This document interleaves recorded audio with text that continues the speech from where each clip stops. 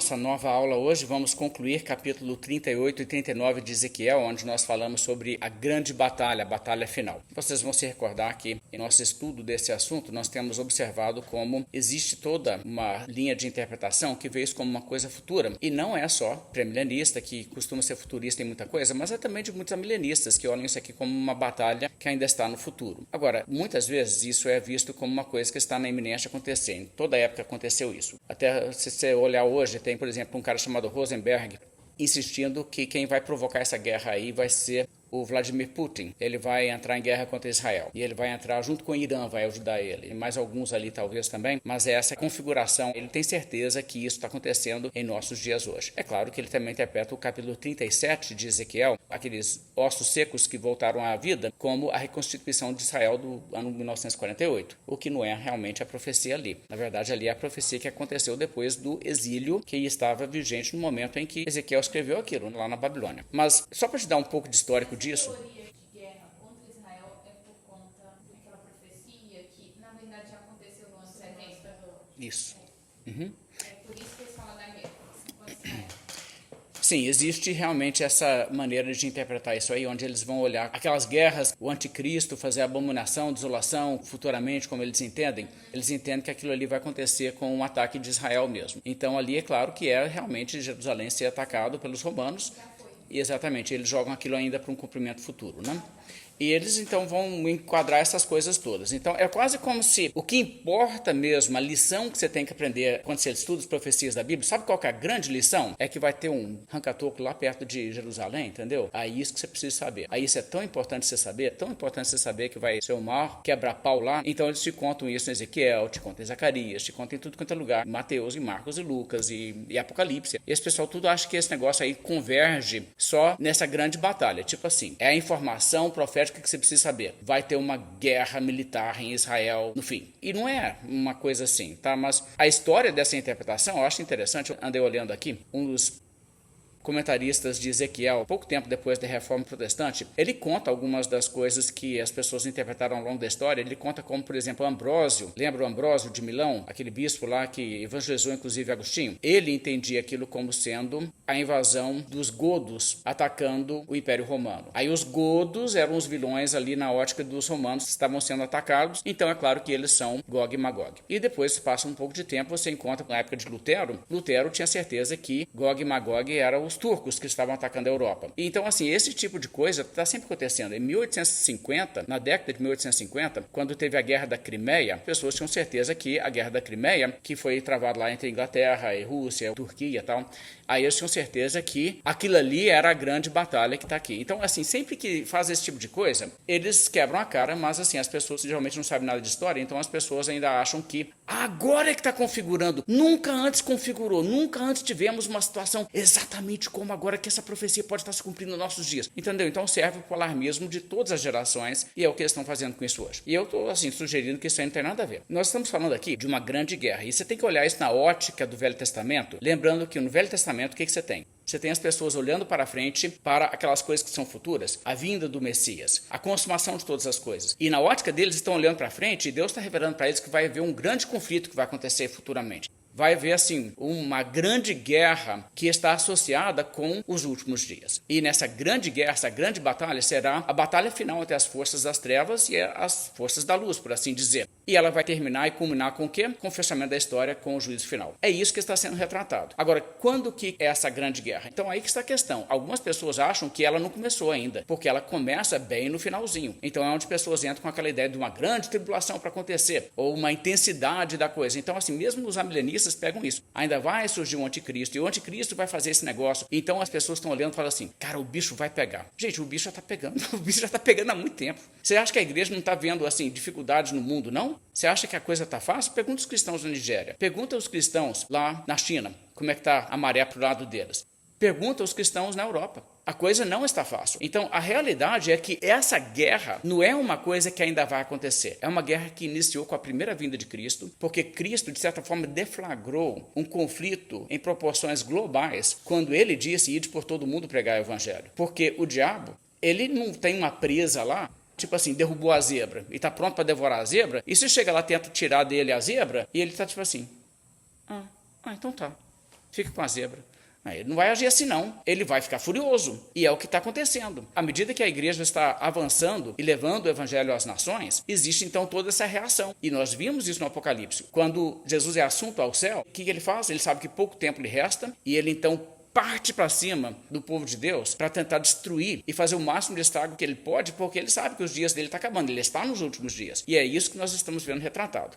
Jesus, por exemplo, aqui nos textos que eu compartilhei na folha, em Mateus 10, verso 34, só recordando, Jesus fala assim: não penseis que vim trazer paz à terra. Não vim trazer paz, mas espada. Pois vim causar divisão entre o homem e seu pai, entre a filha e sua mãe, entre a nora e sua sogra. Assim, os inimigos do homem serão os da sua própria casa. Lembra disso? Jesus foi totalmente franco. O que vai acontecer? A minha mensagem vai causar divisão no mundo, vai intensificar essa hostilidade contra o povo santo, porque existe uma rejeição da luz. Então Jesus até usou aquela expressão que está lá em João, eu olhei isso outro dia, eu não vou voltar nisso, mas durante o período em que ele está aqui, ele diz: vocês vão chorar e lamentar, mas a vossa tristeza se converterá em alegria, porque outra vez voltarei, e aí esse negócio vai acabar. Então esse período, esse ínterim entre a ascensão de Cristo e a sua segunda vinda, é o período do grande conflito. São os últimos dias. Não é assim que a Bíblia trata os últimos dias? Então, os últimos dias serão dias de glória para a expansão do reino, muita gente sendo chamada e também de muita hostilidade julgada contra o povo de Deus, porque é exatamente isso que Jesus veio, de certa forma, desencadear. Então, Timóteo, 2 Timóteo, eu quero que você note como que a Bíblia fala o tempo todo da nossa realidade, agora na era do Evangelho, em que estamos evangelizando o mundo e travando, assim, essa campanha como uma guerra. Nós estamos em guerra aqui, gente, o negócio não é uma tranquilidade. Existe toda uma oposição ao povo de Deus e existe uma missão a ser cumprida e é tratado como uma campanha militar. Veja só, 2 Timóteo 2, 3. Participa dos sofrimentos como bom soldado de Cristo Jesus.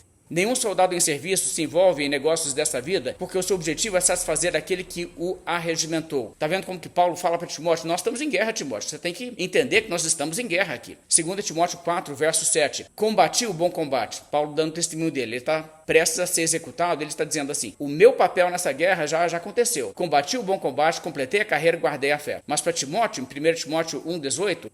este é o dever de que te encarrega o filho Timóteo, segundo as profecias de que antecipadamente foste objeto. Combate firmado nelas o bom combate. Está vendo? É uma guerra. Luta. Vai para a guerra. Vai para cima. 1 Timóteo 6,12. Combate o bom combate da fé. Toma posse da vida eterna, para a qual também foste chamado e de que fizeste boa confissão perante muitas testemunhas. Sempre essa linguagem de guerra. E Paulo então retrata assim: existem batalhas sendo travadas no mundo das ideias. Pessoas trazem sofismas e falsas ideias para tentar enganar as pessoas e afastar as pessoas do Evangelho. Veja em 2 Coríntios 10, verso 3. Porque embora andamos na carne, não militamos segundo a carne. Aí nós estamos em guerra, certo? Mas a gente não guerreia como esse pessoal aí. O cristianismo verdadeiro não expande igual o Islã expande. Nossas armas não são desse tipo. Agora o verso 4. Porque as armas da nossa milícia não são carnais, e sim poderosas em Deus para destruir fortalezas, anulando nós sofismas e toda altivez que se levante contra o conhecimento de Deus e levando cativo todo pensamento à obediência de Cristo. Quer dizer, a gente chega e a gente confronta as ideias falsas, por exemplo, dos filósofos gregos que vão impedir uma pessoa de crer em Cristo se ele não rejeitar aquelas ideias. A gente destrói as ideias do gnosticismo, as ideias do arianismo, as ideias aí, qualquer heresia ou coisa desse tipo. Essa é a nossa batalha. Estamos realmente numa guerra nesse sentido, uma guerra espiritual. Efésios 6, ele fala sobre a armadura de Deus. Ele diz: olha, você está sob ataque, então você tem que vestir a armadura de Deus. E ele então coloca essas coisas todas. Você nota que ele tem um capacete da salvação, um escudo da fé, os pés preparados com a pregação do Evangelho da Paz. Quer dizer, é uma guerra na qual você está levando também o Evangelho às nações. Isso é parte da guerra. A guerra é nesse âmbito, né? E eu não vou ler esse texto todo, vocês conhecem bem. Mas então, eu diria assim, se as pessoas não estão enxergando um quadro do presente nessa passagem aqui em Ezequiel 38 e 39, então, assim, abre o olho.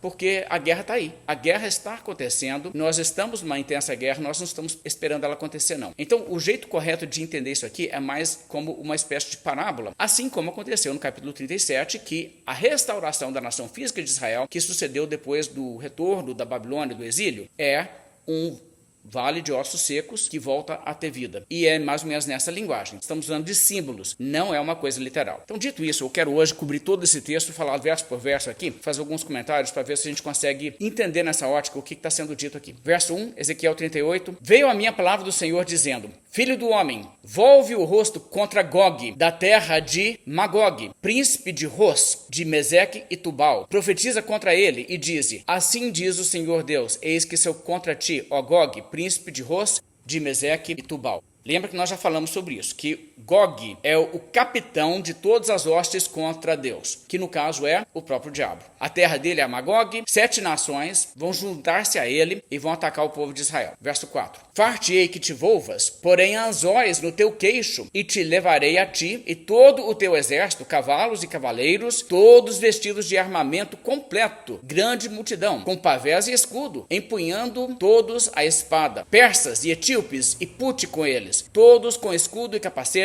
Gomer e todas as suas tropas, a casa de Togarma do lado do norte e todas as suas tropas, muitos povos contigo. Prepara-te sim, dispõe-te tu e toda a multidão do teu povo, que se reuniu a ti, e serve-lhe de guarda. Então aqui nós temos esse rei maligno, que não corresponde a uma figura deste mundo e nem histórica. As pessoas tentam ligar ele com alguém histórico, mas acaba que não tem uma pessoa que você pode chegar e falar assim: esse gancho aqui, pendura o chapéu aqui nele. Não tem essa pessoa. Então ele simplesmente tem aqui uma representação de um comandante, e ele junta, como eu disse, 7 nações, e se você olhar geograficamente, eles vêm de todos os lados para atacar Israel por todos os lados.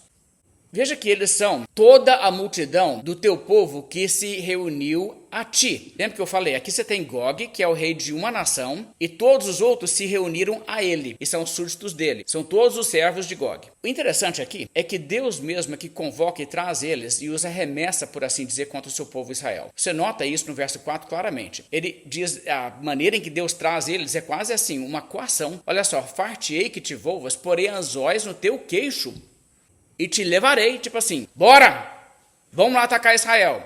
Eu estou te convocando para fazer essa missão. O que é, na verdade, um modo gráfico de representar a soberania de Deus sobre todas as coisas, de modo que se existe esse ataque, isso está nos planos de Deus. Isso não é uma coisa que acontece por acaso. Agora, eu quero que vocês percebam que isso é uma narrativa frequente na Bíblia, e é uma coisa que as pessoas que estão em perseguição veem como um consolo muito intenso. Porque, veja só, o povo na Reforma, por exemplo, quando a Inquisição estava pegando muita gente, queimando gente, destruindo vidas e tudo aquilo, eles tiveram aquelas guerras para tentar sobreviver como povo livre e tal. Eles entendiam, se isso está acontecendo, então é Deus que está fazendo isso, mas Deus tem um plano, a coisa não está assim, porque Deus não tem como fazer nada, porque ele tem que respeitar a liberdade que ele deu para esse povo, vamos ver o que vai dar. Não, está tudo dentro do plano de Deus, está tudo dentro do cronograma de Deus. E eles percebiam claramente, se Deus simplesmente suspendesse essas questões todas, a gente podia pregar para muita gente, a gente podia pregar pela França, pela Itália, pela Espanha, por Portugal, esses lugares todos que as autoridades não deixam, pela Áustria, etc. Por que eles não fizeram? Porque as autoridades católicas estavam caçando todos os protestantes, matando e queimando as Bíblias e tudo mais, não era assim? Então Deus não é soberano? Deus não poderia dar um basta nisso? Poderia. Então por que ele não faz? Bem, obviamente ele tem um plano com isso, senão ele faria, não é? Então, a soberania de Deus, apesar que o pessoal acha que isso aí é uma doutrina opressora, na verdade ela é muito libertadora, porque quando você vê o mundo todo parecendo que vai destruir a igreja, você olha e você sabe o quê? Bem, Deus está no controle. E isso só está acontecendo porque é plano de Deus. E se eles estão se opondo ao povo de Deus e atacando a igreja e fazendo tudo isso contra a igreja, sabe por que eles estão fazendo isso? Só tem um motivo. É Deus que está trazendo. É Deus que está até coordenando. Não que Deus incite pessoas para o mal, mas no sentido que ele, como ele é soberano, ele canaliza tudo, não é? Então, veja como que Jesus fala sobre isso. Mateus 23, verso 34. Isso aqui é coisa ali da época da geração que rejeitou a ele, mas é um princípio. Por isso, eis que eu vos envio profetas, sábios e escribas. Agora você sabe, né, que todo mundo sabe que quando Deus manda profetas, sábios e escribas para alguém, Deus está tentando ver se ele ganha a pessoa. Nem sempre. Para que Jesus falou que Deus vai mandar essas pessoas para aquela geração? Ele fala então: a uns matareis e crucificareis, a outros açoitareis nas vossas sinagogas e perseguireis de cidade em cidade, para que sobre vós recaia todo o sangue justo derramado sobre a terra, desde o sangue do justo Abel até o sangue de Zacarias, filho de Baraquias, a quem matastes entre o santuário e o altar. Puxa, por que você está fazendo isso, Jesus? Por que você está mandando pregador para esse povo todo? Para agravar a condenação deles. Não é nem para converter, não. Nem o objetivo aqui disso é converter as pessoas, é para gravar mesmo a sentença desse povo. Então, às vezes, Deus faz isso. Agora, você precisa de lembrar que existem pessoas que vão para a condenação eterna, mas elas não vão para a condenação eterna por conta de alguma coisa que elas não têm culpa nenhuma. Deus vai extrair delas a própria admissão delas de que elas são do mal, para que então a condenação delas seja vista também como justa por eles mesmos no dia do juízo. Então Deus vai criar essas ocasiões e os inimigos de Deus vão fazer oposição. Então por isso que você tem essas perseguições de todo tipo, como eu acabei de citar aqui agora da Nigéria, onde os muçulmanos estão pegando pessoas aí nas ruas e matando pessoas com facão e despedaçando pessoas, até crianças, para acabar com as crianças dos cristãos. É uma situação extremamente revoltante o que está acontecendo ali. E o mundo, porque faz parte da conspiração, fazendo isso aqui, ó. Não vi nada, não escutei nada. Aconteceu alguma coisa lá? Não, lá não tem nada acontecendo, precisa dar notícia. Tá? O mundo nessa questão, por quê? Porque faz parte dessa hostilidade generalizada contra o povo de Deus. Disso até coisas como o que acontece aqui quando você tem uma pessoa que é tão anticristão, que faz tudo que pode para fazer um cristão levar tinta, perder o emprego. Vê que a pessoa é um crente, vai lá denunciar a pessoa que me maltratou na hora do atendimento e nem foi maltratado. É só porque sabe que a pessoa é crente e quer que a pessoa leve a tinta. Até umas coisas bobas assim. Qualquer manifestação assim, existem certas coisas que são realmente manifestações de uma hostilidade contra o povo de Deus. E é um negócio absurdo. Mas isso acontece. Agora, você pode anotar e você pode olhar. Por mais que você viva num país que não tenha perseguição explícita, pesada, aqui no Brasil nós não estamos vivendo isso, mas existe sim. Se você é um eleito de Deus, uma coisa que vai acontecer ao longo da sua vida, você vai notar que vai ter gente que vai te tratar diferente, como se fosse uma espécie de marcação com você, e vai colocar tropeço no seu caminho. Por quê? Porque existe uma guerra espiritual e o diabo está atiçando. E o pessoal se presta a esse serviço ridículo de ficar perseguindo quem é de Deus. Então, isso é uma coisa que você vai notar em todos os quadros. E é disso que nós estamos falando aqui. Então, assim, por que Deus também, meio de certa maneira, pega esse povo pelo gancho, no queixo e diz, vem cá? Deus coloca um na frente do outro para quê? É aquilo que Jesus acabou de falar, que eu acabei de mostrar para vocês. Não vim trazer paz na terra, vim fazer o quê? Vim exatamente causar divisão. Até dentro de uma mesma família, onde pessoas são assim, cruéis com pessoas porque a pessoa converte, porque a pessoa é de Deus. Então, esse tipo de coisa está acontecendo o tempo todo. E isso é parte desse conflito que nós estamos vendo. Apocalipse, capítulo 13, o verso 10 diz: se alguém tiver que ir para o cativeiro irá. Se alguém tiver que ser morto pela espada será morto. Aqui está a perseverança e a fidelidade dos santos. Ou seja, aqui o que se requer dos santos é perseverança e fidelidade. Está vendo a mensagem? Deus está dizendo, olha, vai ser isso mesmo. Eu vou coordenar a trajetória da história do mundo de modo que o diabo vai poder suscitar do mar uma besta que vai para cima do povo de Deus. E aí, o que o povo de Deus faz?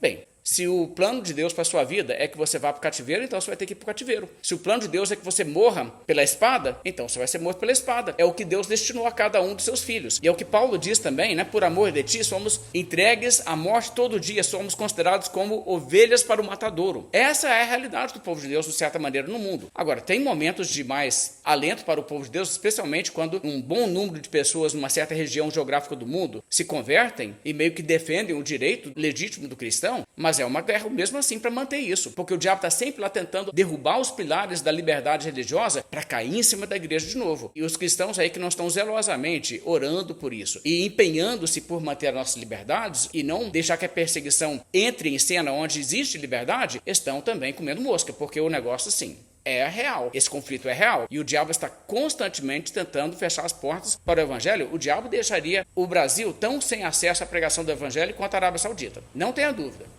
Tão sem cristãos quanto Meca, se ele pudesse. Então a gente tem que entender que existe um conflito dessa natureza. Agora, como eu disse, nada foge do plano de Deus, até mesmo lá essa batalha que é retratada no Apocalipse, capítulo 20, como que acontece? Quando, porém, se completarem os 1000 anos, Satanás será solto da sua prisão e sairá a seduzir as nações que há nos 4 cantos da terra, Gog e Magog, a fim de reuni-los para a peleja.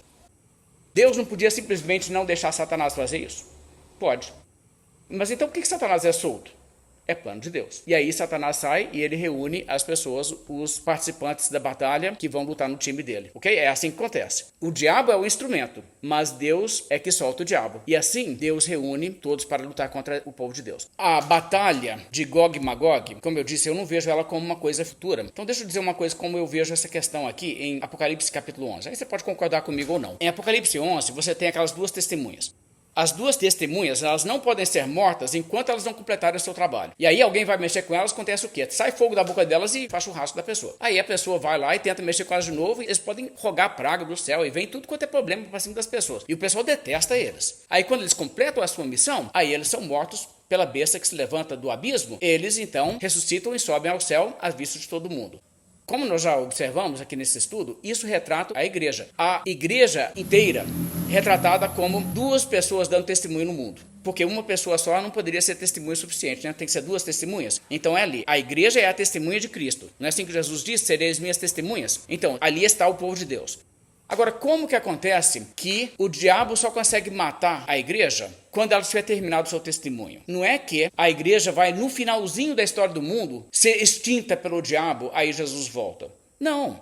É que, ao longo do tempo, o diabo está constantemente matando a igreja. Só que nenhum indivíduo ele mata antes que ele complete a sua missão. Nós temos um papel aqui, e até a gente terminar o nosso papel, então o diabo não consegue fazer nada com a gente. Aí quando a gente terminou individualmente o nosso papel, aí sim que a gente pode ser morto. O modo em que então é retratado nessa consideração é assim: as duas testemunhas estão intactas até o finalzinho, mas não significa que não haja sucesso do diabo de matar indivíduos, membros da igreja, ao longo de toda a história. É dessa maneira a figura, a imagem. E do mesmo modo em Apocalipse 20, tá? O milênio representa a era presente. E o que eu estou sugerindo é que o diabo ser solto no final do milênio não significa que essa oposição da guerra de Gog e Magog começa bem no finalzinho da era da igreja, antes da volta de Cristo. Não, a guerra de Gog e Magog é travada no decorrer de toda ela. Mas é retratado dessa maneira por quê? Porque o diabo não consegue fazer nada contra a igreja enquanto não tiver realizado o seu trabalho de estar aqui na terra, fisicamente, mas assentado nos lugares celestiais em Cristo e sendo testemunhos de Cristo aqui na terra. Então, durante esse período, acontecem as duas coisas, tanto a oposição como o progresso do evangelho. Essas duas coisas andam juntas, mas é colocado na figura, no simbolismo, como uma coisa atrás da outra, porque na experiência de cada cristão é assim. Deu para entender o conceito? Ok. Bem, verso 8. Depois de muitos dias, diz o texto aqui, serás visitado no fim dos anos, virás à terra que se recuperou da espada, ao povo que se congregou dentre muitos povos sobre os montes de Israel, que sempre estavam desolados. Este povo foi tirado de entre os povos e todos eles habitarão seguramente. Aqui então, Ezequiel vai nos contar, ou essa passagem de Ezequiel vai nos contar, quem é o povo que é atacado. Aqui então você remete ao capítulo 37, porque isso aqui é uma sequência de visões, e nós vimos no capítulo 37 um povo que é agregado das nações. Vocês lembram disso? Nós olhamos isso outro dia na aula. Então vamos voltar para o capítulo 37, vamos ler do verso 21 em diante, só para recordar, que povo é esse? Porque é importante entender isso. Aqui ele diz quem é o povo que é atacado, e ele está falando de quem? Quem é o povo de Deus nessa altura da história? 37, 21 é a referência ao qual o verso 8 remete quando ele diz: virás à terra que se recuperou da espada, ao povo que se congregou dentre muitos povos. Veja o que ele diz, verso 21. Diz-lhes, pois, assim diz o Senhor Deus, eis que eu tomarei os filhos de Israel de entre as nações para onde eles foram e os congregarei de todas as partes e os levarei para a sua própria terra. Farei deles uma só nação na terra, nos montes de Israel, e um só rei será rei de todos eles. Ok, então primeiramente o povo sai do exílio do cativeiro, aí eles voltam para Israel e eles se tornam então uma só nação com um só rei. Que rei é esse? Depois que o povo volta para a terra de Israel, Deus levanta um descendente de Davi que está reinando no trono. Não levanta? Quem é? É Jesus. Certo? Então, isso já se cumpriu. Ele já levantou um só que reina sobre todos eles. Existe alguém que é de Israel que não tem Jesus como seu rei? Não. Ou você é de Jesus, e você então é de Israel, ou você é cortado, porque ele é a videira, e todo aquele que não dá fruto é cortado. Não é isso? É como diz lá em Romanos capítulo 11. Os ramos naturais, em alguns casos, foram quebrados, outros foram enxertados. Mas Jesus é a que dá ao povo de Deus a sua identidade. Um só será rei sobre todos eles. Então estamos falando do que acontece agora com a vinda de Cristo. Veja então a continuação. Nunca mais serão duas nações, nunca mais para o futuro se dividirão em dois reinos. Lembra disso? Porque então quando o evangelho vai para as nações, ele vai primeiro para onde? Para Samaria. Os samaritanos não são em alguma medida também descendentes das 10 tribos? E eles, os samaritanos que se convertem a Jesus, não se tornam uma só nação com os verdadeiros judeus que têm Jesus como Senhor? Assim como os outros espalhados de todos os povos que são agregados para dentro? Veja então, é isso que estamos falando aqui. É dessa nação. Essa é a nação que tem Jesus como rei. Verso 23. Nunca mais se contaminarão com seus ídolos, nem com as suas abominações, nem com qualquer das suas transgressões. Isso aí é quem?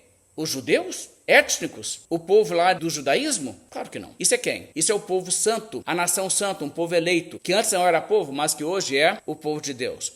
Ele continua: livrá-los-ei de todas as suas apostasias, em que pecaram, e os purificarei. Assim eles serão o meu povo, e eu serei o seu Deus. Esse povo aqui é o povo que é atacado no capítulo 38 e 39 de Ezequiel. Entendeu agora quem está sendo atacado? Quem que está atacado?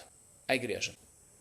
É só você entender o contexto e você vê isso claramente. Verso 24 ainda diz: meu servo Davi reinará sobre todos eles. Todos eles terão um só pastor, andarão nos meus juízos, guardarão os meus estatutos e os observarão. Então você nota que existe toda essa realidade aqui de Jesus ser o Senhor de toda a igreja. E todo mundo que é de Deus confessa Jesus como Senhor. Ok, deixa-me ler para vocês então o reformador Johannes Oclamparius. Ele escreveu um comentário do livro de Ezequiel e ele entendeu essa passagem, ele entendeu certinho. Olha o comentário dele. A maior promessa é a segurança do reino de Cristo. Zacarias diz que Jerusalém será habitada como vilas por causa do povo e do gado que estão nela. E eu serei para ela, declara o Senhor, um muro de fogo ao redor. Zacarias 2. Elas são vilas sem muros, onde vivem livremente sem medo do inimigo. Então aqui é a realidade do povo de Israel, o povo espiritual de Deus vivendo nessa condição. Agora, vamos pensar uma coisa aqui. Você se lembra a profecia de Isaías 2? Que nos últimos dias, o monte do Senhor será levado acima de todos os montes, e a lei sairá de Jerusalém, e pessoas do mundo inteiro virão e se reunirão em Jerusalém e adorarão, dirão: vinde, adoremos ao Senhor. E vão então lá congregar e convergir no Monte Sião para adorar a Deus. É claro que isso é simbólico, porque Jesus introduz a era em que não é mais naquele monte em Jerusalém que se adora ao Senhor, mas é uma maneira de retratar com a linguagem da época aquilo que acontece à medida que pessoas se convertem a Cristo. Ali ele diz que essas pessoas todas vão fazer o quê? Tomar suas espadas e torná-las em arados e coisas assim, instrumentos não para a guerra. Não é isso que o evangelho faz? Ele não pacifica as pessoas? E é uma coisa da história da igreja que é impressionante. Você vê como que o evangelho chega e um povo que é guerreiro, belicista, que sai e massacra os outros e conquista e escraviza, eles ficaram bonzinhos. Quer dizer, é o tipo de coisa onde o evangelho traz esse efeito para as pessoas. Bem, quando as pessoas então fazem isso e começam a não concentrar em matar e roubar e pilhar dos outros, eles começam concentrar em prosperar e criar e desenvolver tecnologia e ciência, aí eles ficam ricos. E quando eles ficam ricos, aí o mundo vê e o mundo quer partir para cima deles. E é sempre esse ciclo. Bem, veja o que o Dugged fala sobre isso, Ian Dugged, no seu comentário de Ezequiel. Há uma espécie de reversão ou inversão cósmica de Isaías 2, 2 a 4 aqui. Ezequiel prevê as nações fluindo em direção à Terra Santa de Deus nos últimos dias. Não como em Isaías, para receber a lei ou para transformar suas espadas em arados e lanças em podadeiras, mas para pegar suas armas na mãe de todas as batalhas contra o Senhor soberano e o seu povo. Antes de eu continuar aqui,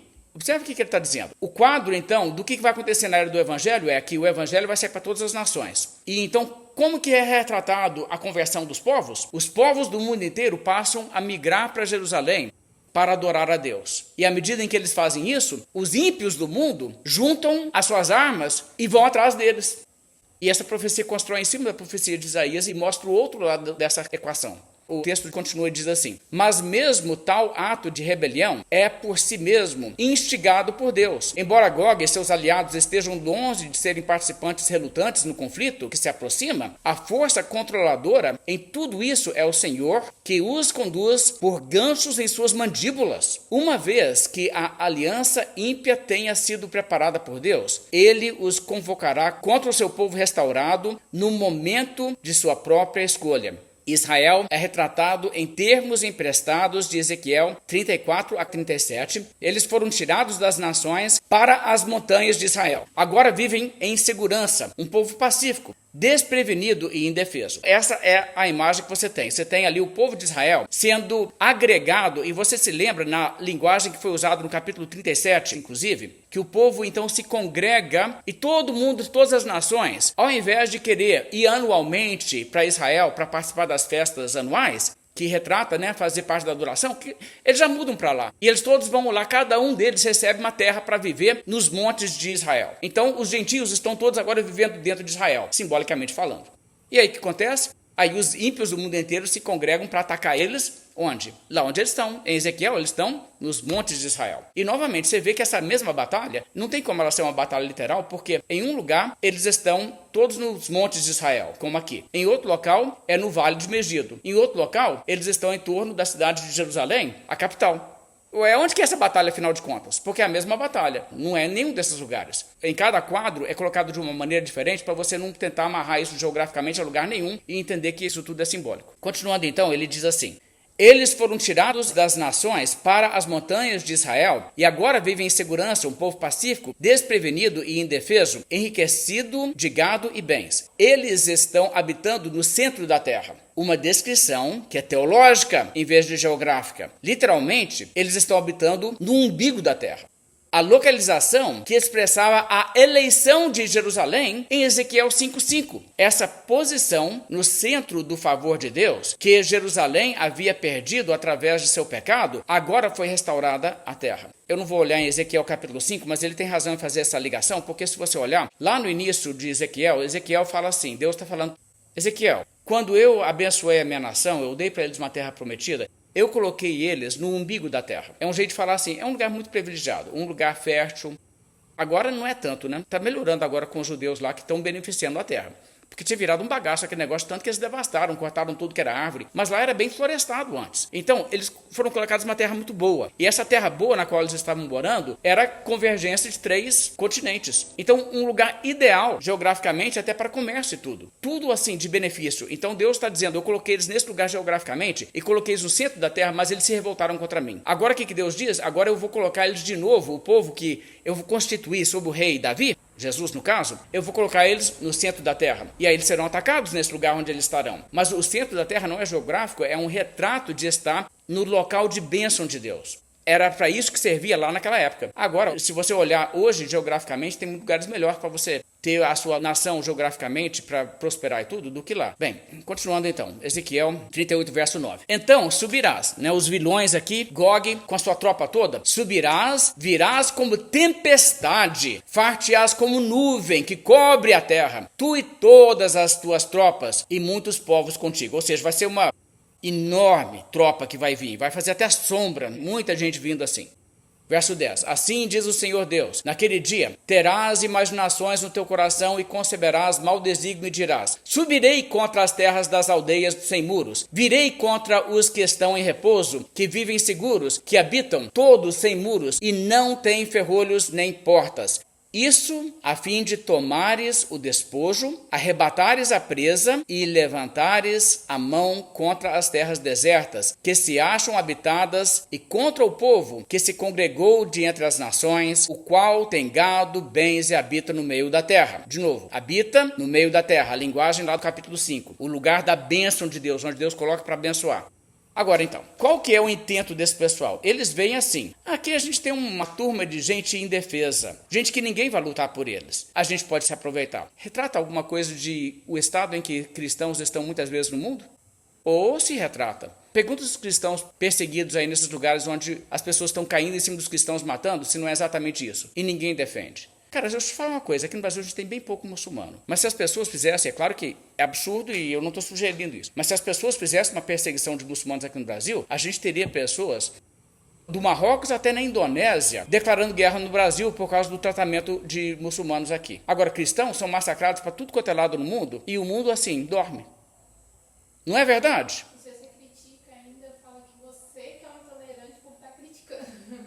Exatamente. Tipo assim, como que você ousa falar que os assassinos são pessoas que assassinam? É absurdo falar coisas assim daquelas pessoas.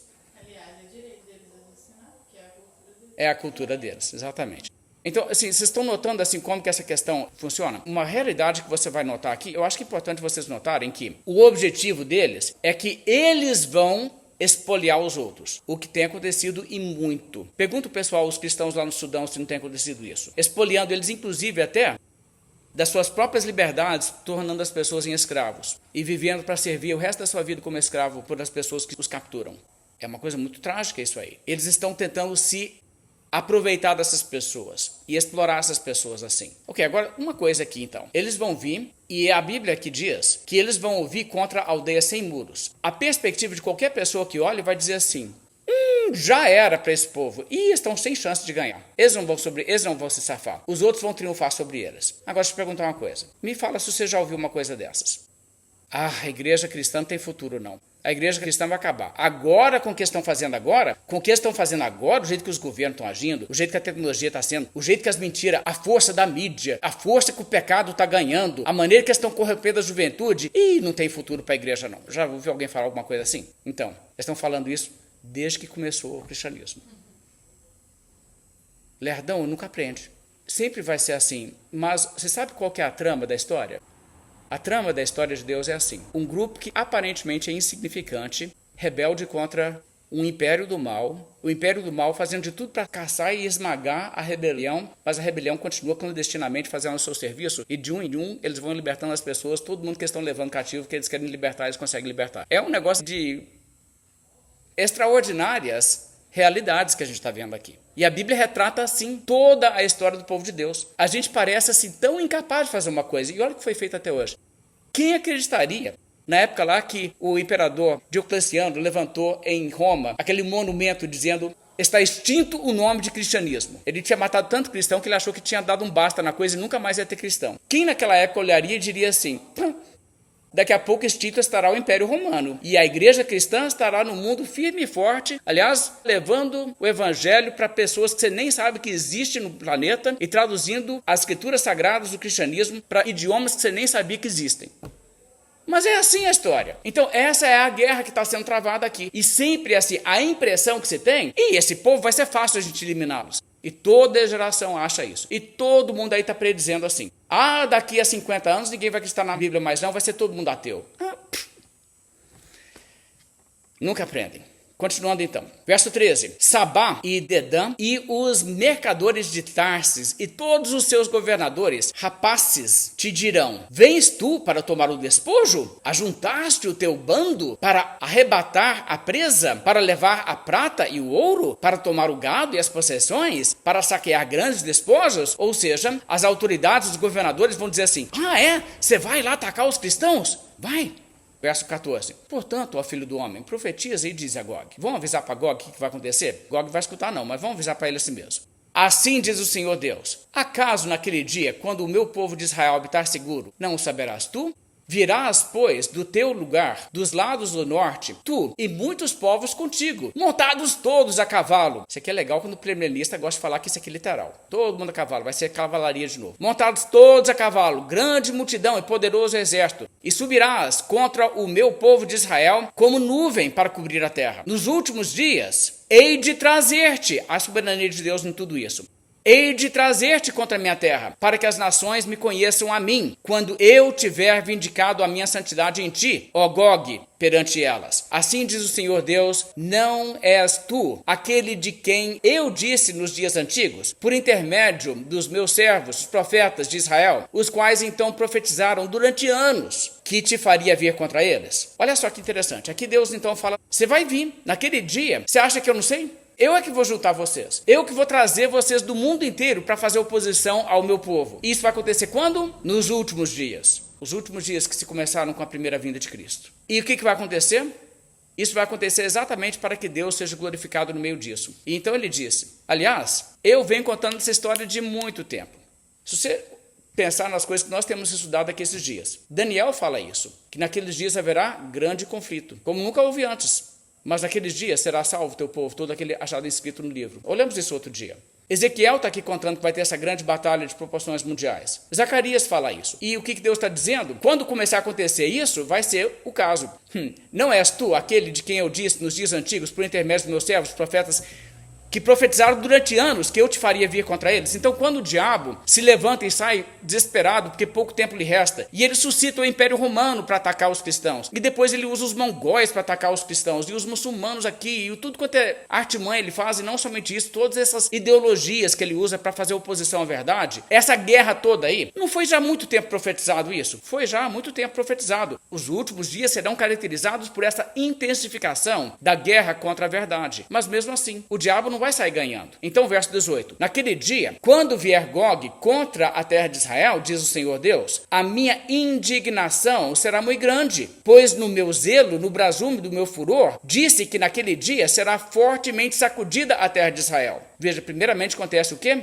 Um terremoto que vai sacudir fortemente. Agora veja, o povo de Deus já foi todo congregado das nações e foi tudo morar na terra de Israel. E agora o que aconteceu? Os ímpios do mundo todos foram agregados e juntaram lá Israel também para atacar o povo de Deus em Israel. E aí o que Deus faz? Deus dá uma boa de uma sacudida na terra de Israel. De tal sorte, o verso 20 diz, que os peixes do mar e as aves do céu e os animais do campo e todos os répteis que se arrastam sobre a terra e todos os homens que estão sobre a face da terra tremerão diante da minha presença. Os montes serão deitados abaixo, os precipícios se desfarão e todos os muros desabarão por terra. Isso parece um negócio bem cataclísmico. Já pensou um terremoto que é tão assim devastador que os peixes no mar tremerão? As aves estão voando no céu, vão tremer por causa do terremoto na terra? Já viu um terremoto desses? Um terremoto que faz todo monte desabar, todo muro levantado desaba por terra? É esse tipo de terremoto. Que terremoto é esse?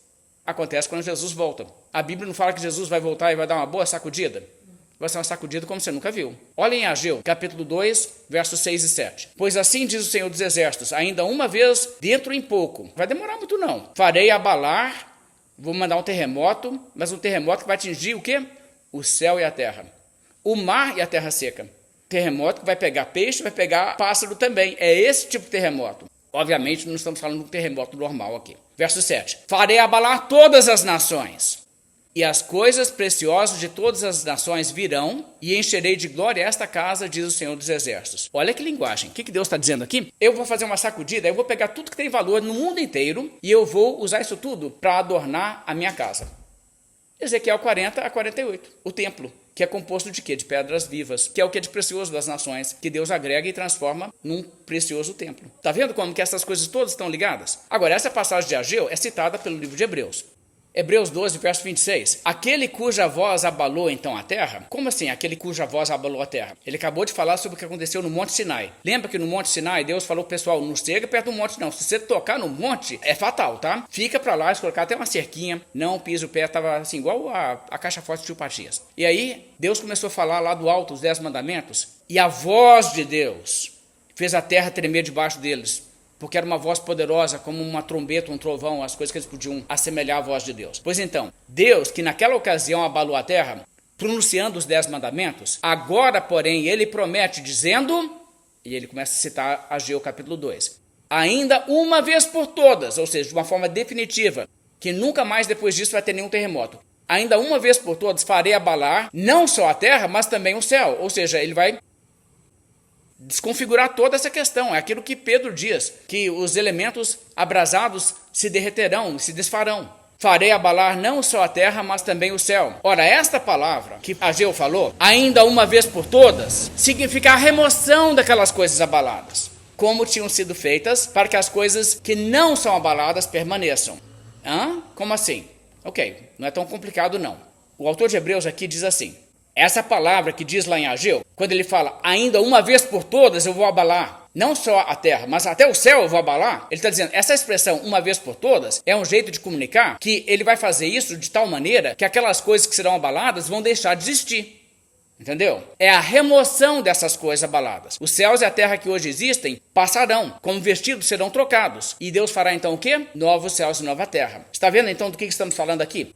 Esse terremoto aqui, que é um terremoto que abala o céu e a terra, é o terremoto que produz a desconfiguração da primeira criação para que Deus então faça a nova criação que será a eterna. Ok? Então é disso que estamos falando aqui. Como que termina essa batalha? Bem, o livro de Zacarias, que nós vamos olhar depois, próxima aula, ele fala sobre como essa batalha não vai ser sem baixas do lado do povo de Deus, não. Vai ter gente do povo de Deus que vai morrer nas mãos dos inimigos. Mas o povo de Deus vai vencer essa batalha. Porque por mais que eles façam estrago no povo de Deus, essa batalha vai terminar com uma intervenção de Deus. Ou seja, Jesus Cristo vai voltar e vai pôr fim nessa batalha. Então esse é o quadro. Veja essa batalha e esse terremoto em Apocalipse 6, verso 12. Vi quando o cordeiro abriu o sexto selo e sobreveio o grande terremoto. E aí o que aconteceu? O sol escureceu, a lua toda, todas as ilhas foram movidas do seu lugar, as pessoas clamaram, cai sobre nós os montes, porque nos esconda da face, porque chegou o grande dia da ira do cordeiro. Lembra disso? Okay. Apocalipse 16, verso 17. Então derramou o sétimo anjo a sua taça. Mais uma vez, um quadro do fim do mundo. O sétimo anjo derramou a taça, o último flagelo, é o fim do mundo. O que aconteceu? Saiu grande voz do santuário do lado do trono, dizendo: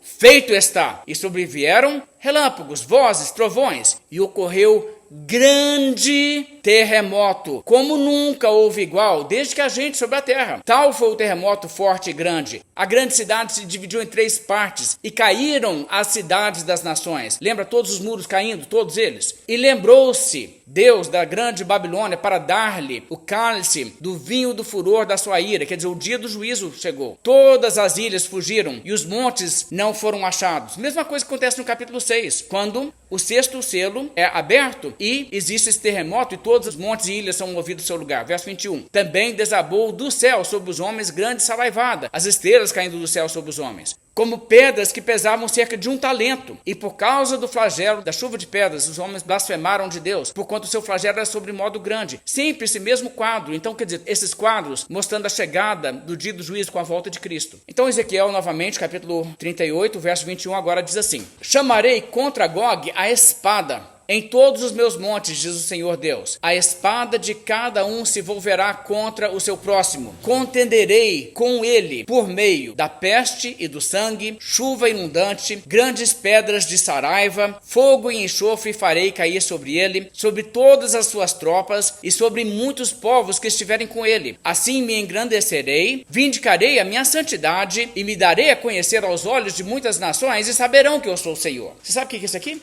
É a segunda vinda. É a mesma linguagem que você encontra em Apocalipse. Vocês acabaram de ver. Pedra caindo do céu, esmagando gente e tal. É a segunda vinda e todo mundo então vendo quem? Deus sendo vindicado, a sua honra sendo vindicada. E ele então se dá a conhecer a muitas nações. Naquele dia, todo olho o verá. E toda língua confessará, e todo joelho se dobrará e dirá que Jesus é Senhor. É esse o quadro aqui. Continuando então o verso 39. E esse é o desfecho dessa batalha. A batalha termina assim. Capítulo 39, agora do verso 1 em diante. Tu, pois, ó filho do homem, profetiza ainda contra Gog e dize: assim diz o Senhor Deus: eis que sou contra ti, ó Gog, príncipe de Ros, de Meseque e Tubal. Tá vendo? Ele é o príncipe geral dessa galera toda aí. Far-te-ei que te volvas e te conduzirei, far-te-ei subir dos lados do norte e te trarei aos montes de Israel. Tá vendo? Ele congrega todo mundo lá nos montes de Israel para atacar Israel.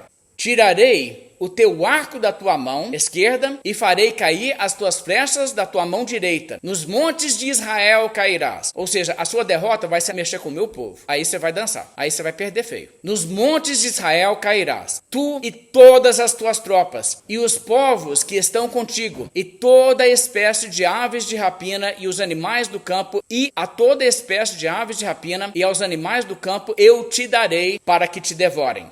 Você vai virar comida dos bichos de rapina aí.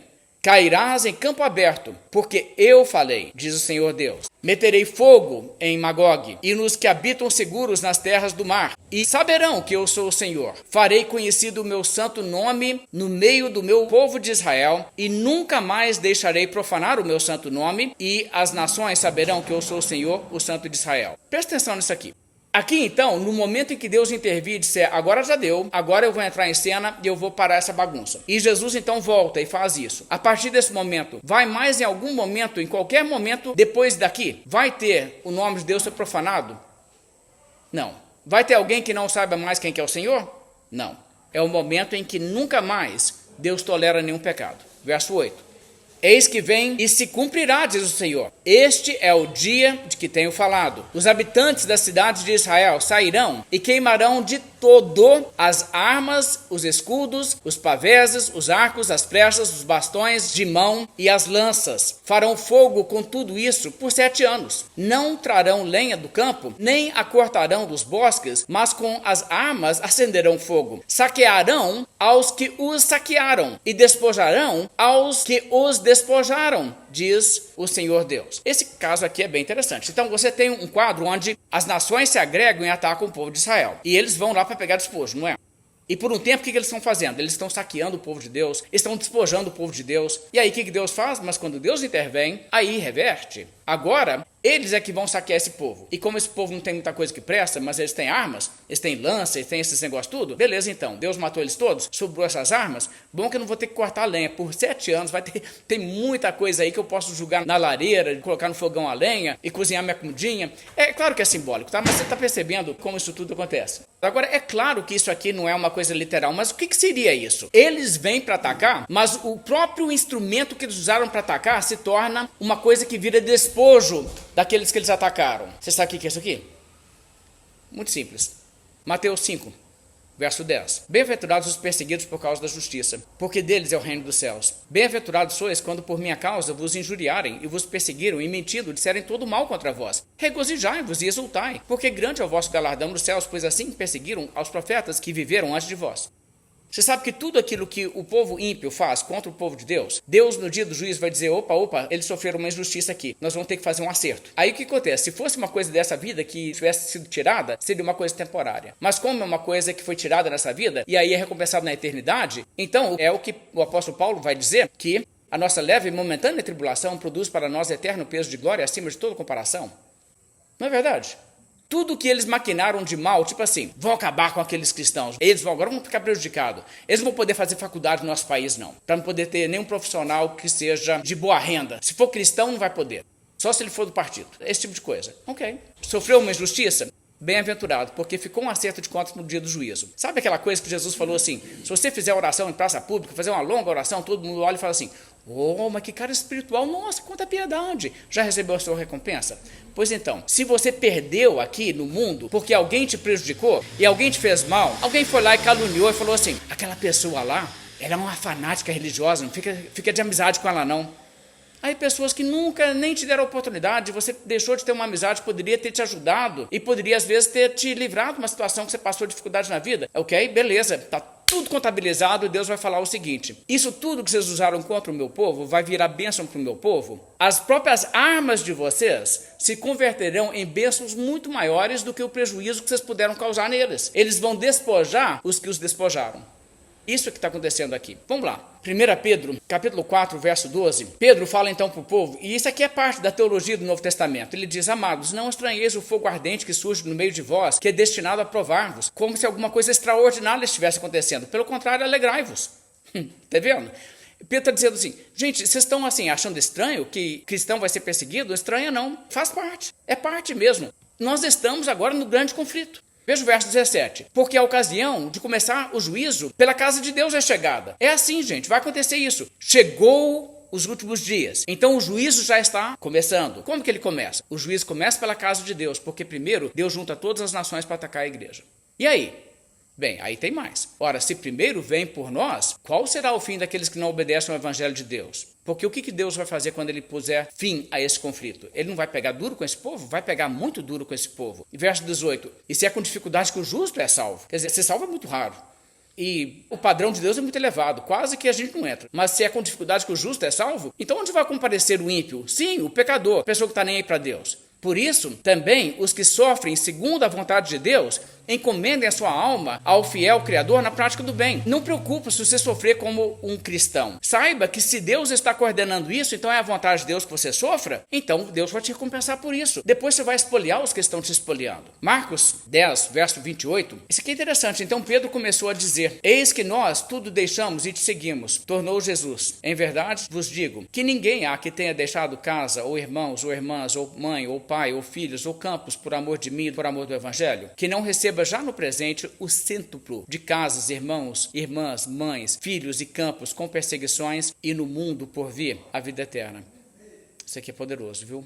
Tudo que eles tiram da gente, a gente recebe uma coisa de muito mais valor. Apocalipse 6, verso 9. Lembra as almas daqueles que já tinham sido mortos, clamando, até quando? E Deus diz, calma, vocês vão ter que repousar, até que também se complete o número dos seus conservos e seus irmãos, que vão ser mortos assim como vocês foram. Não é esse o plano de Deus? Uma hora vai acabar, mas não acabou ainda. Continuando então em Ezequiel 39, agora o verso 11. Naquele dia, darei ali a Gog um lugar de sepultura em Israel. Essa palavra é bem interessante. Como assim Deus vai dar uma sepultura? Lembra que Gog é o rei, é o chefe dessa tropa toda. Deus fala com ele assim, você sabe o que vai ser a sua sepultura? Vai ser o meu povo, você ter mexido com eles. Isso que vai ser a sua ruína, cara.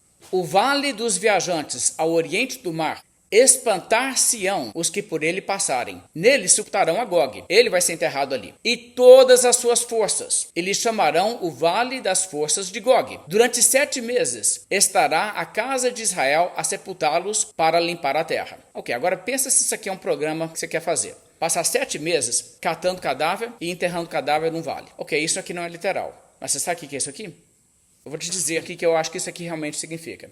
No dia do juízo, os santos não julgarão o mundo. Até os anjos serão julgados por nós, inclusive o diabo. Nós não vamos participar. Então, o que vai acontecer? No juízo, as pessoas vão testificar contra a maldade das pessoas. As pessoas vão dizer assim: aquele indivíduo ali me julgou para os leões. Aquele indivíduo ali me caluniou, falou horrores de mim, me acusou falsamente de tudo quanto é coisa para me explorar. Aquele indivíduo ali falou mentiras e levou pessoas a acreditar no engano. E o povo de Deus vai estar envolvido, o povo vai testificar. O dia do juízo, Deus tem seu mecanismo para fazer acontecer assim. Vai ser um dia de juízo, não vai levar 6, 7 meses igual aqui não. Mas os 7 meses aqui para mostrar assim, é um processo longo, à medida que cada um dá conta de si mesmo e cada um se levanta e testifica contra os pecados deles. E olha o verso 13. Sim, todo o povo da terra os sepultará. Ser-lhes-á memorável o dia em que eu for glorificado. Que dia que Deus é glorificado? Não é o dia do juízo? Então, diz o Senhor Deus, serão separados homens que sem cessar percorrerão a terra para sepultar os que entre os transeuntes tenham ficado nela, para a limpar. Depois de 7 meses iniciarão a busca, ao percorrerem eles a terra, a qual atravessarão. Presta atenção nessa frase. Em vendo algum deles um osso de algum homem, porá ao lado um sinal, até que os enterradores o sepultem no vale das forças de Gog. Os fiéis a Deus vão chegar ali e vão marcar, aqui ó, esse aqui fez isso, esse aqui também fez isso, esse aqui, e eles vão assim participar do juízo dos ímpios. Então essa é a maneira em que isso que está sendo retratado através dessa linguagem simbólica. A guerra termina assim, depois que todos foram mortos, então não existe mais resistência. Muito bem, agora o povo de Deus é envolvido nessa pontuação do que eles fizeram, o que eles merecem. Verso 16 então diz: também o nome da cidade será o das forças. Assim limparão a terra. Quer dizer, eles fazem parte da limpeza geral. Verso 17. Tu, pois, ó filho do homem, assim diz o Senhor Deus: dize às aves de toda espécie e a todos os animais do campo: ajuntai-vos e vinde, ajuntai-vos de toda parte para o meu sacrifício, que eu oferecerei por vós, sacrifício grande nos montes de Israel. E comereis carne e bebereis sangue, comereis a carne dos poderosos e bebereis o sangue dos príncipes da terra, dos carneiros, dos cordeiros, dos bodes e dos novilhos, todos engordados em Bazã. Tá vendo? Todo mundo ali igual boi cevado, pronto para um banquete. E aí tipo assim, vão lá, bicharada, vão lá, vão encher a barriga com esse povo. Do meu sacrifício que oferecerei por vós, comereis a gordura até vos fartardes, e bebereis o sangue até vos embriagardes. De novo, não é literal que sangue não embriaga, mas na linguagem vai embriagar. A minha mesa vós vos fartareis, de cavalos e de cavaleiros, de valentes e de todos os animais de guerra, diz o Senhor Deus. E eu quero que você veja que o resultado disso é o resultado do dia do juízo, que isso aqui é o dia do juízo. Observe o verso 21. Manifestarei a minha glória entre as nações, e todas as nações verão o meu, o quê? Juízo que tiver executado, e a minha mão que sobre elas tiver descarregado. É isso que está sendo retratado. Aqui está a dica. Verso 22. Desse dia em diante, vai ter mais algum pecado? Não. Desse dia em diante, os da casa de Israel saberão que eu sou o Senhor seu Deus, saberão as nações que os da terra de Israel, por causa da sua iniquidade, foram levados para o exílio, porque agiram perfidamente contra mim, e eu escondi deles o rosto, e os entreguei nas mãos de seus adversários, e todos eles caíram à espada, segundo a sua imundícia e as suas transgressões. Assim me houve com eles e escondi deles o rosto. Isso é um negócio interessante porque, naquela altura da história, esse era o grande problema ali. Até o povo de Deus, o verdadeiro povo de Deus, como Ezequiel, como Daniel, como Jeremias, estavam sendo zoados, tipo assim, os deuses da Babilônia são mais fortes que os deuses de Israel. Não, gente, isso aqui está acontecendo porque o povo de Israel abandonou a Deus, aí Deus está trazendo juízo, está tudo dentro do plano de Deus, depois Deus vai trazer de volta. Olha lá, as histórias deles. Eles estão achando que eles voltam a ser nação algum dia. Eles estão achando as desculpas farrapadas que eles arranjam, que o Deus deles não deu conta de proteger eles. Agora é tipo assim, não, é porque o nosso Deus está bravo conosco. Mas esse pessoal vai tudo calar a boca, naquele dia eles vão entender. Agora, pega uma coisa aqui. O cara que vai para o inferno, morre hoje, vai para o inferno, ele não chega no inferno e fica um anjo lá explicando a história do mundo para ele entender por que ele está lá, não. Tem uns lá que até deduz, igual aquele homem lá que morreu, estava no inferno, olhou lá e viu Lázaro, ele entendeu o que era o quê. Ele puxa Então tá, eu era um incrédulo, né? Eu não entendi. Eu achei que eu estava bem, eu não acreditei nesse negócio. Mas tem gente que morre e está lá no inferno e não sabe nada de nada, e ninguém está explicando nada para eles não, eles estão lá nas trevas. Agora no dia do juízo, na hora que todo mundo der conta da sua vida, agora eles vão entender tudo. Aí eles vão entender, e as pessoas nessa época que estão fazendo essa acusação leviana contra o povo de Deus, aí vai bico calado, eles vão falar assim, nossa, eles tinham razão, hein? Está vendo como que é essa questão? Então, essas lutas, essas coisas todas, de cada geração, que todo mundo aí está falando assim, vocês aí são os bobão, acreditar nesse negócio de Jesus vai voltar aqui? Vocês já não perceberam que tem muito tempo que vocês estão acreditando que Jesus vai voltar em nada? E fica fazendo isso, entendeu? Agora esse pessoal tudo vai assim, todas as coisas serão reveladas, aquilo que Jesus disse, não há nada encoberto que não venha a ser revelado. Então, assim, é para isso o dia do juízo. O dia do juízo vai revelar as coisas. Até lá, muita gente não vai entender nada. Mas no dia do juízo, aí quando tudo for revelado, aí todo mundo vai perceber assim, cara, eu não dei nada por esse povo crente. Agora que eu estou vendo, eles que sabiam das coisas. Não, eu que fui o burro, né? Aí eles vão entender. Verso 25 continua e diz assim, portanto, assim diz o Senhor Deus, agora tornarei a mudar a sorte de Jacó e me compadecerei de toda a casa de Israel. Terei zelo pelo meu santo monte, esquecerão a sua vergonha e toda a perfídia com que se rebelaram contra mim, quando eles habitaram seguros na sua terra, sem haver quem os espante. Quando eu tornar a trazê-los de entre os povos e os houver ajuntado das terras de seus inimigos e tiver vindicado neles a minha santidade perante muitas nações, saberão que eu sou o Senhor seu Deus, quando virem que eu os fiz ir para o cativeiro entre as nações, está vendo? Esse cativeiro é o cativeiro lá de trás, e os tornei a ajuntar para voltarem à sua terra, e que lá não deixarei a nenhum deles. Já não esconderei deles o rosto, pois derramarei o meu espírito sobre a casa de Israel, diz o Senhor. Ou seja, isso aqui é o fechamento da questão. E assim encerra. Depois disso, nunca mais haverá qualquer maldição. Deus nunca mais vai esconder o rosto. Aqui já entramos então em novos céus e nova terra, nos quais habita a justiça. É esse o quadro que nós temos aqui. Então, o mundo está caminhando para isso. Estamos no meio do grande conflito, mas esse conflito vai acabar com a volta de Cristo. Esse é o recado aqui de Ezequiel 38 e 39, conforme pelo menos o meu entendimento.